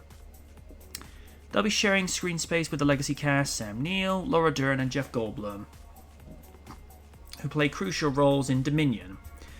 Jurassic World Dominion will be the culmination of not just the sequel trilogy, but the entire Jurassic era, which began in 1993 from the brilliant minds of Steven Spielberg and Michael Crichton. However, producer Frank Marshall has assured that most stories with the prehistoric beasts are in the works, called it. Hopefully Dominion improves over its 2018 predecessor and delivers an epic conclusion as promised. Like Sam Neill says, he'll be sure to check out the film in the biggest screen possible. Well, one bit that's not surprised me is that there's going to be more movies, because, come on, if something makes money, it's going to continue to be made. It's just the way it is. And it's like I say, in his 70s, he looks great. He's aged really well, and from what I hear, he's going to be doing quintessential Alan Grant. He's going to be doing a lot of running. Which, as we all know, in any Jurassic appearance that he's done, he's had to. I'm good. Again, it's like we said earlier, I'm going to be interested in seeing The Give. between the two generations of cast members. That's probably what I'm going to be most interested in. But that, and I think the original audience, as well as the new audience, there's going to be that sense of who's going to have the most screen presence. Is it going to be Chris Pratt, or is it going to be Sam Neill? Because Alan Grant's considered the original MVP of Jurassic Park, whereas the modern version, you could make the argument that it's either Claire or Owen. I would probably say Owen's the action guy, whereas Claire's the character that does a lot of thinking. That's just my perception of it. Steve, your thoughts? I think I pretty much summed it before. It's going to be interesting how they manage the large ensemble cast of characters that they have. Considering some of them are legacy to the franchise, it's going to be interesting how they balance them out. All right. Raiden?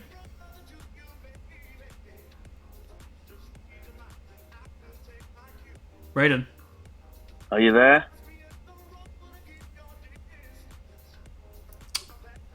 Raiden? Oh no, don't tell me that the audio is on. Ah, there he is. Oh. Ah, Liz is Alright, I'm here. back. Okay. Liz, there you are. Sorry about that. I had some family thing to deal with right now. IRL. Yeah, gotcha. Yeah. And we've kind of What are we lost... talking about again? Ah, there we are. What are your thoughts Jurassic World on... Dominion. What's your thoughts on what Sam Neill's had to say? Oh, dear Lord. Yep. Hmm? I swear to God.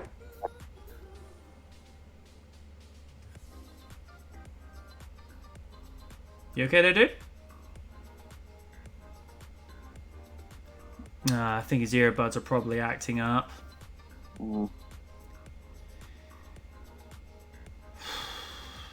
We do apologise for this, folks. Technical difficulties and whatnot. It's not SKL if there aren't any difficulties. Technical or otherwise. Am I technically difficult? You don't want me to answer that.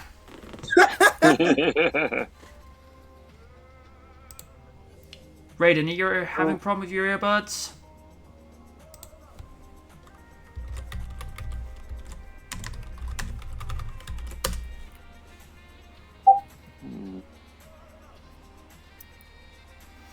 While we wait for Raiden, did you say your thoughts, Lids, on the Jurassic World Dominion trailer? Because I was literally out of the room.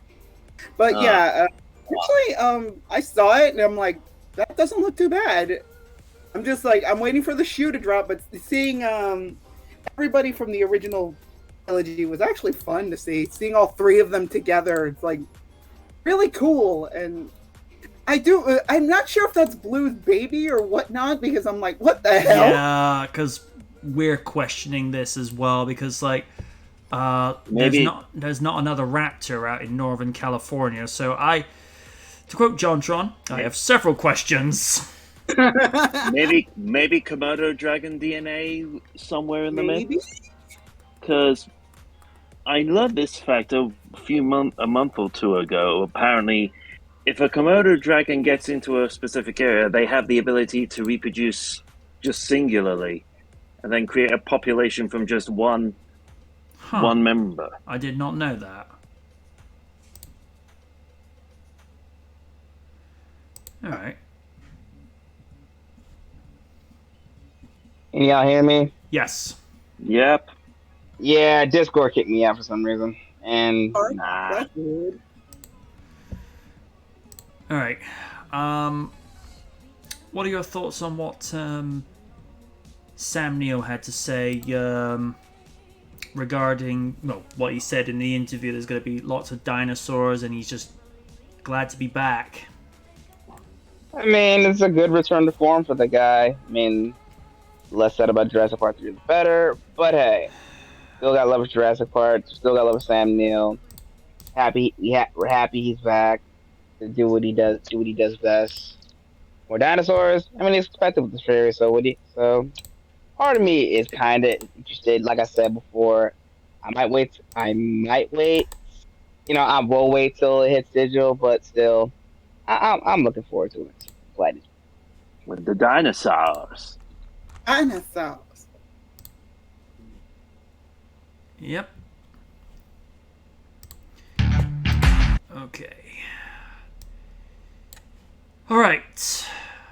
We got supposedly about 20 minutes left on the clock, but hopefully it won't take as long to go do this. This was a race against time in the last few days, but Valentine's Day special. Ah. Yes. My favorite movie. Believe it or not, I discovered it last year while I was mostly at home a lot of the time. Right, for those on Discord, you know the rule. I can't actually screen this, not until I get more followers, which I got given. Velociraptor, who I was watching her stream on the first Jurassic World Evolution. She's actually a very fun person to talk to, so I'm actually going to copy her link in the chat description. Give me just a second. Right, we want to go to the Twitch. And let's see. I was in the 20s. Right, hopefully. Yes. Just gonna pop her link in there, and then people can go watch that later. She's just one of those people that says it like it is, and I'm like, okay, I like people like you. You go say as you need to. Right. I am at 0. I'm at 0. Samesies. 3. Yep. I'm 0. 2. 1. Play.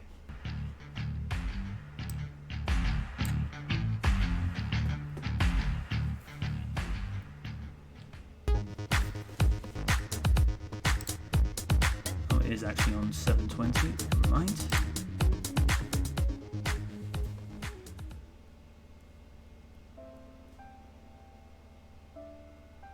Managed to find that in the archives. Aww. That's awesome. That's cute.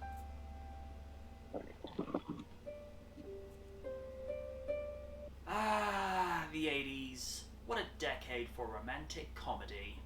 We've seen throughout that decade what it could offer from the likes of The Secret of My Success, with Michael J. Fox and Helen Slater could entertain the audience with, and the likes of Tom Cruise with that dance-strutting risky business, which has since ended status that was even referenced in The Fresh Prince of Bel-Air, and Garfield of all things. In the same year as The Secret of My Success, there was another romantic comedy that had a similar premise of a guy going from rags to riches, but this had a more fantasy twist, in which a former mannequin model maker becomes a store executive and having a relationship with a mannequin that he built that comes to life. No, I am not making this up.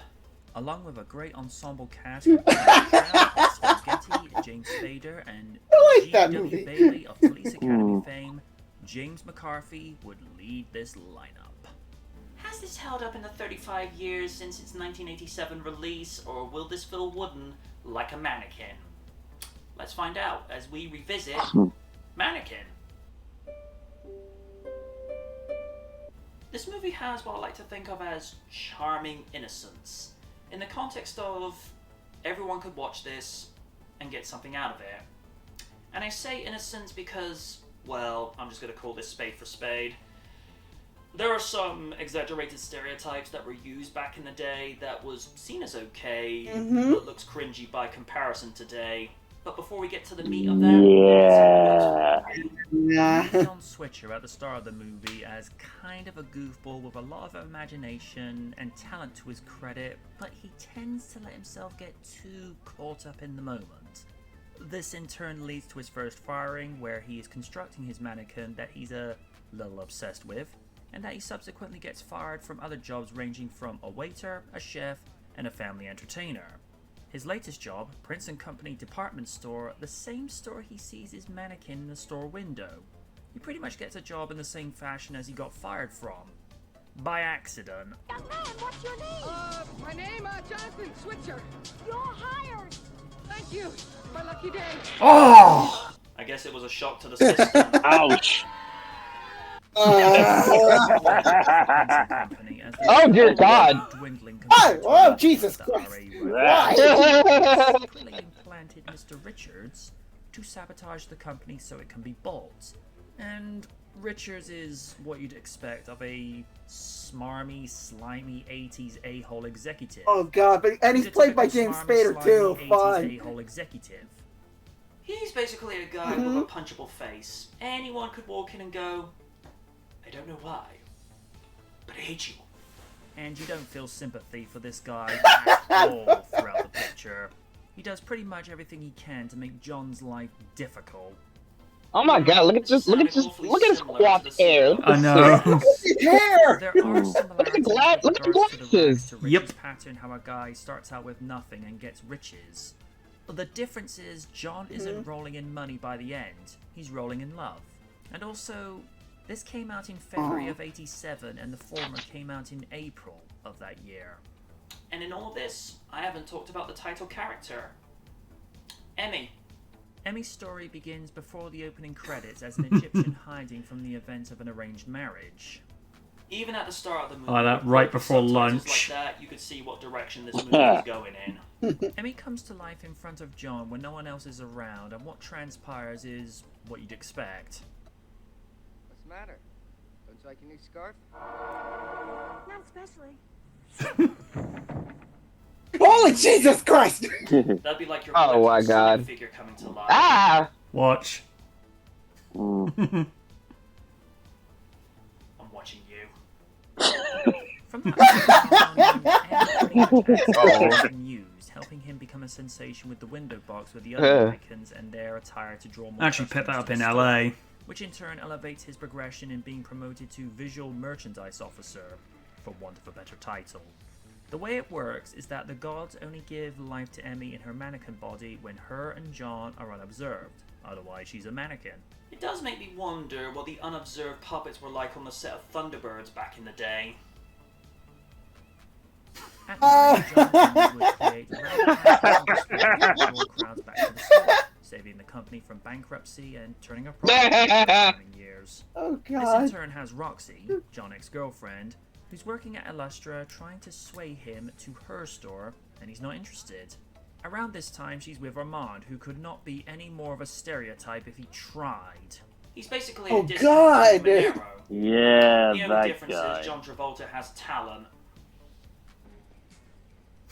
Oh, Roxy, you look foxy. Can I ride you? I'll be walking to work, thank you. Oh, no. Don't be silly. Don't be silly. And you know when I said he's a stereotype? Oh. Well, What did you say? Can I show you something in your size? and speaking of stereotypes, oh, dude, come on! Maxwell. Doesn't it just Oh, Why? God. Oh. very nice. Maybe I can get G.I. Joe and we can double sometime. jeez. Oh Any no. more flamboyant David Okay, Bowie I was will just admit, gimmick and despite the vigilant. stereotype, I actually Hollywood thought is he one was of the funny as a comic kid. reliefs of this story, and he acts as someone to break the tension where need be, and he's unaware that he's John's partner in crime for most of the stuff he and Emmy get up to. And speaking of comic relief, say hello to Captain Maxwell. This is basically Bailey's role as Lieutenant. Oh, Fat this at the police asshole! academy. Yeah. I As a wanted to punch him in the security guard, and face. as amusing as he is, Then again, I have like doesn't do predisposed anything to trauma from distinguish the himself Police from his Academy Harris role. movies. Dude, have you I heard don't about know this why, concept but I wanna called hit you. Range.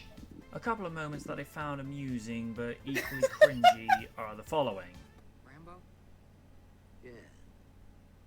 I call him that because he likes to draw first blood. Ugh. Terminator.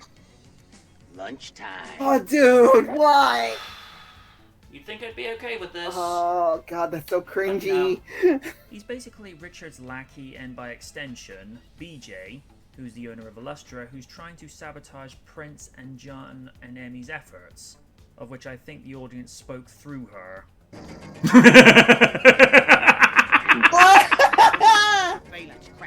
Well, you know what they say. Actions speak louder than words. Probably the most satisfying payoff of the flick was seeing Emmy come to life after John saves her from the wood chipper that Roxy had dumped her in, and the janitor decides to get him some as well. Oh! Okay, Ew. people, I appreciate Ew, it's that a is sensitive moment, no. but in today's climate, that would be frowned upon. In Oh, summary, that no. guy gets girl, That is guy that, gets major no. promotion and gets married, and all's well that ends well. You know what? Yeah, like I said, For that 90 would be minutes, heavily it's a frowned charming upon. trailer.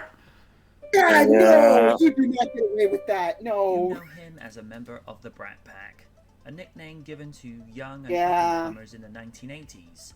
You've seen him in St. Elmo's Fire and Pretty in Pink alongside John Cryer as Ducky, Molly Ringwald, That's a very and young Ghostbusters John fame, Cryer. Annie Potts. What Andrew brings to the role of John Oh, yeah, is Ducky. a lot of heart, imagination, energy. Oh my God, what is that hair? likability, I very know. similar to that of Michael J. Fox, who was riding his own lightning bolt after being in 1985. It's crazy that he became Back Lex to the Luthor Future. in the Did future. make me wonder Yeah, if makers were looking for someone because who had in Michael's Superman 4, qualities. he was Lenny He's Luthor. got great chemistry with Kim Cattrall and Estelle Getty. Like, And oh, it seems dude, to have a that's great weird. rapport with him. You know her as Samantha Jones in HBO's Sex and the City, and for those young enough to remember, she played the role of Dr. Gabriel White opposite Bill Bixby's David Banner in the live-action Incredible Yep. Hulk series. Oh. Kim makes Emmy feel Whoa. warm, Yep. pleasant, with spirited innocence. I'm sorry, when I was younger, I had like a major crush on her in this movie. From fashion to music, I think and most she people plays did. off Andrew Yeah. flawlessly, to where you could be forgiven for mistaking them for a real couple. Little walk down memory lane. You know this lady best as Sophia Petrillo, the very sassy mother to the equally sassy Blanche from the Golden Girls. But in this, she's as sweet and pleasant as apple pie. Every scene with her is just a delight, as she has Oh, this wow. wonderful grandmotherly warmth about her. Miss Timken, those video cameras, did they pick up everything last night? I only saw what I needed to see. The late Taylor plays Hollywood Montrose so well that you could be mistaken for thinking that this was just him being an extension of himself. But if an actor can convince you otherwise, job well done. When you hear him as Ultron in Avengers 2... Yep, or that was Ultron. These seem like Oh, such a God! fun ride for Ah! a smarmy 80s That's so executive. weird. But that just shows you how far he's come. You know an actor is doing their job Hey, when you have wow. them hating you. For the less screen time, I just wanna compared slap to him other and cast slap him. members, she puts in a good performance as the jealous ex-girlfriend. If Spader played his role well as being a smarmy executive, then this guy plays his role way too well as an exaggerated stereotype. From the Tony Manero haircut and leather jacket to the bedroom furniture and gold chain. Yeah, I think someone should have had a talk with Armand in the movie that the 70s were over. You know him best as Lieutenant Captain Thaddeus Harris in the Police Academy films, and that's basically who he's playing in this. That's why I want He to does punch his you in the job well, face. I have there's that no trauma range. from those movies. Had they cast someone else, the audience might have had less problems. Yeah, because there that's would be fair. that similarity issue. Sylvester Lavato composed the score for the movie. His credits include being the arranger for 1983's Scarface, Cobra, 1991's Hot Shots, Oh! and he was part of the Airwolf series from 1984 to 86. The score Damn, is that's typical some- that for is what you'd expect range. from an 80s romantic comedy with the keyboard, but I think that adds charm to it. Especially the John and Emmy scenes where they're acting out role-play fantasies from the roaring 20s, rockin' 50s to what was the modern 1980s. His score really helps to give the movie life, especially in the penultimate scene where John saves Emmy from being wood-chipped. And accompanying the soundtrack to the movie is Starship's iconic... Oh, I love this song. It's Same. like a Nothing's Gonna pleasure of Stop Us mine. Now, which plays at the wedding at the end of the movie. And like the story of John and Emmy, there's a charming innocence that is also reflected in the music video with footage intercut from the movie. Like with the movie, the score is charming.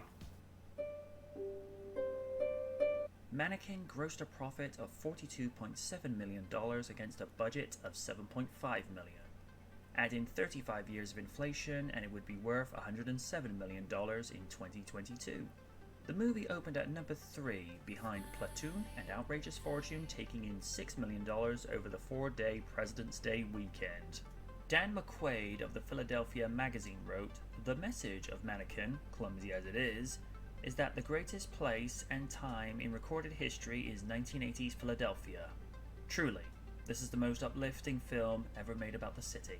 Despite some harsh critiques of the movie, especially from Roger Ebert, who gave it half a star, the movie took in a strong profit and made a sequel in 1991's Mannequin 2, On the Move. Suffice to say, the sequel took less money than its predecessor of $3.8 million off a $1.3 million budget. Yep. There have been talks. And the sequel? It starred Christy Swanson as the mannequin. It was talked about in 2010, and nothing has been made. That a bad thing? Then.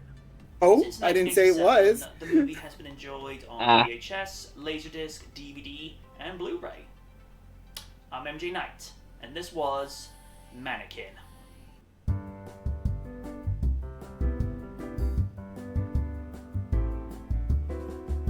Well, you know what they say, actions speak louder than words. Just ask Stone Cold Steve Austin. That's a good outtake, actually. Ooh, see, people, this would be heavily frowned upon today. I appreciate it's an innocent moment, but in today's climate, no. Raiden, bruh, you might not want to do that. No. Raiden's gonna be like, oh, come on, dude, I don't talk like that. It's like, everyone else like, really now? Okay.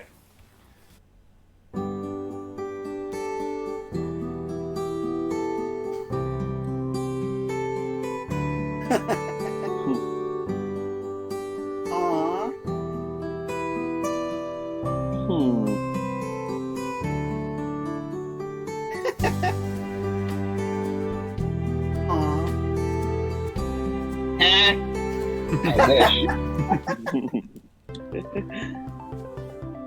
Oh my god, that was awesome.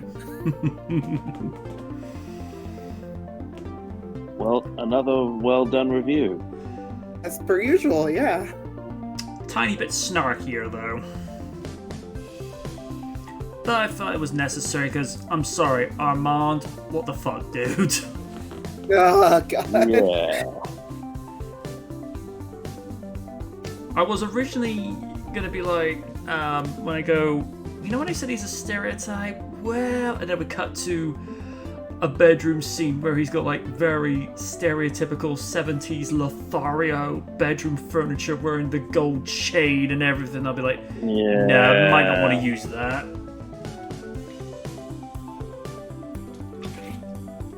But yeah, a character like Armand in today's climate, no. Nope. That wouldn't be tolerated.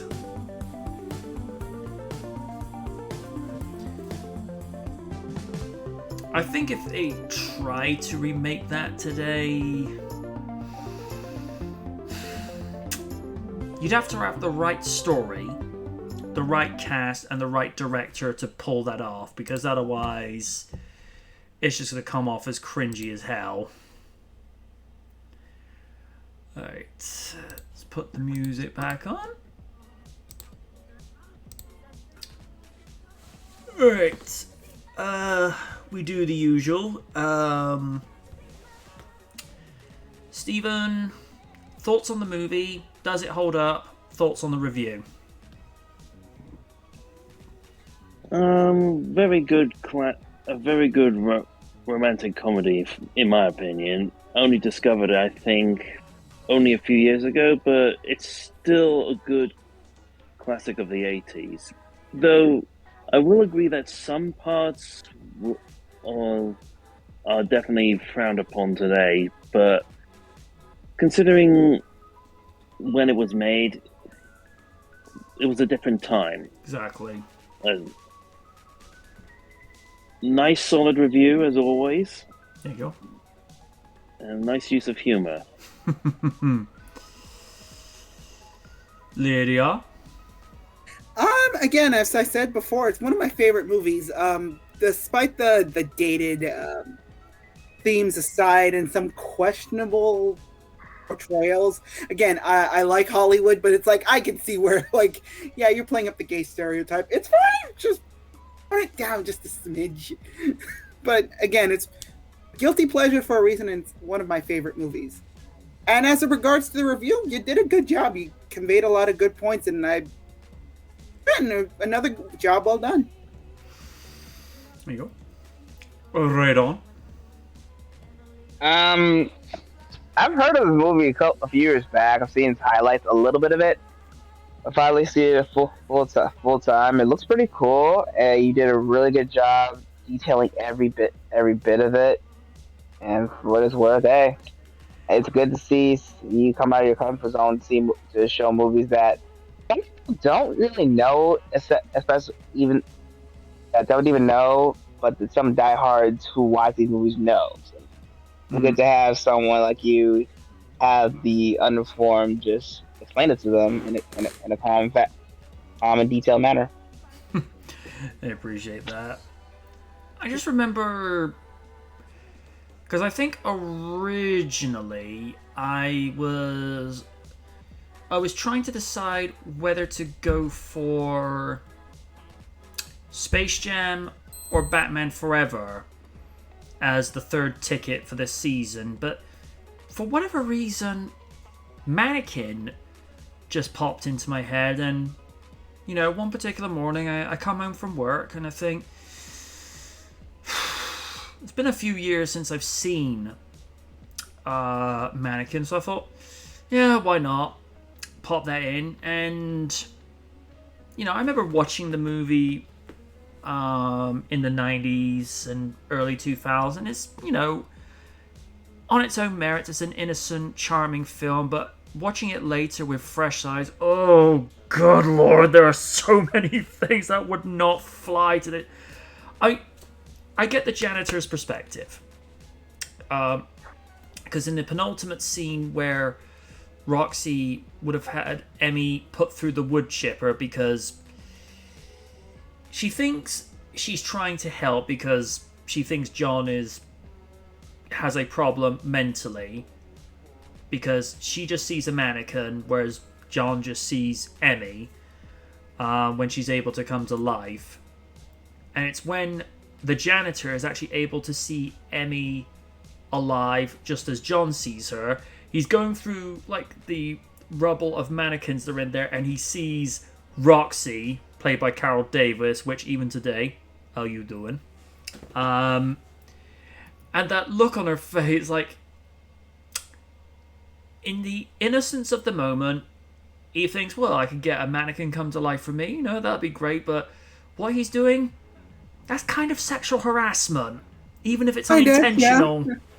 Because I was originally I was going to put in the line would have been, see kiddies, that's what we call sexual harassment today, but I thought, keep it a bit cleaner, just say, okay, that wouldn't fly today. I think when you keep it simplified to where you're saying it without saying it, it goes over a bit easier.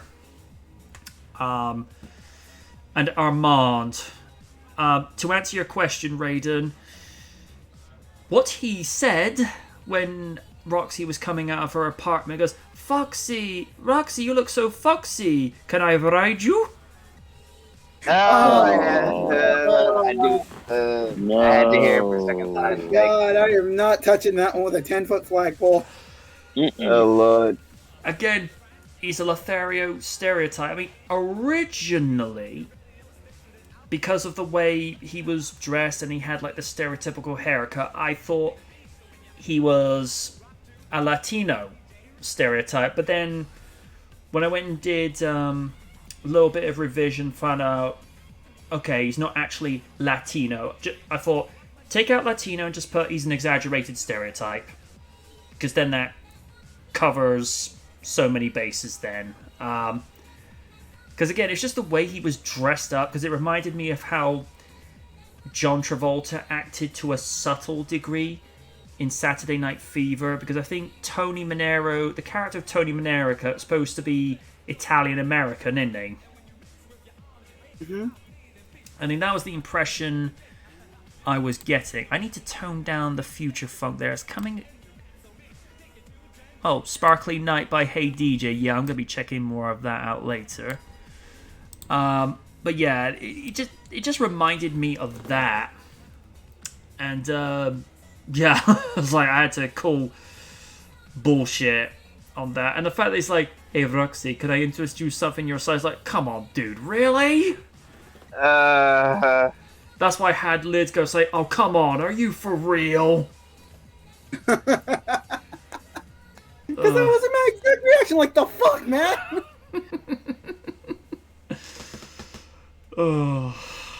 But yeah,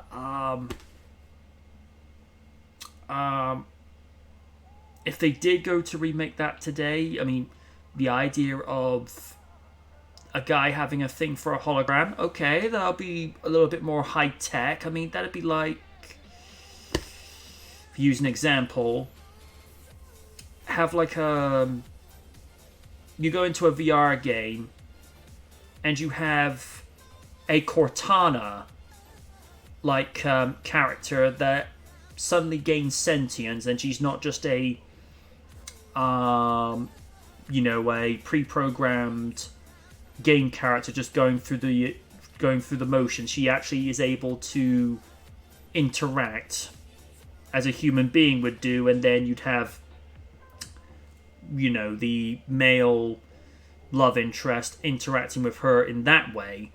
Although this is starting to sound like the movie Virtua Girl. I'm not going to go into the premise of that. Do your own research on your own time. But when you get back and find out what the premise is, you'll say, yeah, it's pretty much what you were suggesting it as. Mind you, that was made around the time where the internet was coming a little bit more readily available, when there are things I could talk about in that movie, but people are only watching it for one specific reason. We will go no further with that. But yeah, I had fun going back to work on this, and I think when Wynn catches wind of this, she'll probably go, can't help but feel like you're channeling me a little bit. I mean, when I wrote the line, it's like your collectible Sonic figure coming to life, I remember, trying to think of what can I do as an interesting hook, and I thought, no, just put Sonic on my desk. And I'd be like, I'm watching you. I think the only thing I would, if I were to go back and remake that review, the only thing I would change is on the tripod, I'd have the camera lowered a little. That's the only thing I would change. Other than that, more or less happy with the way that turned out. But yeah, all good, clean fun. And just a quick summary from earlier, because we were talking about how J-Lo is an important figure in rom-com history, and how she gives a lot of Latin women representation, and she's good with what she does. Would you say that is actually a fair assessment, Liz, that J-Lo has actually provided a lot of opportunities and screen presence for Latin women? I would say so. Again, so a lot of her performances are not terrible. Again, it's Geely notwithstanding. We don't talk about Geely. Oddly enough, I said the exact same thing. But other than that, she owns up the whole romantic comedy scenario, from Made in Manhattan to I'm trying to remember that movie with Matthew McConaughey. I can't remember that movie. I think the Wedding Planner. There we go. Yeah. And more recently, her movie called Marry Me, where she's basically playing a pop star who gets married to a regular Joe Schmo, played by Owen Wilson. Yeah. Again, like, again, she corners the market on that, and not saying that's a bad thing because she is a Latin American singer, so I say go for it. If play to your strengths. Yeah, exactly. And again, a lot of those movies aren't my cup of tea, but they're not god awful. Just not my cup of tea. You know, we actually said this at when we were covering this earlier. Mm-hmm. I mean, it's like when you have somebody that looks like J-Lo, who at the age of 52 years young looks like she's still in her 30s. It's like, would you cheat on her? And I gave like a comparison, like Raiden, for the sake of discussion, in a hypothetical scenario, if you were dating Sasha Banks, would you think of cheating? He's like, oh hell no.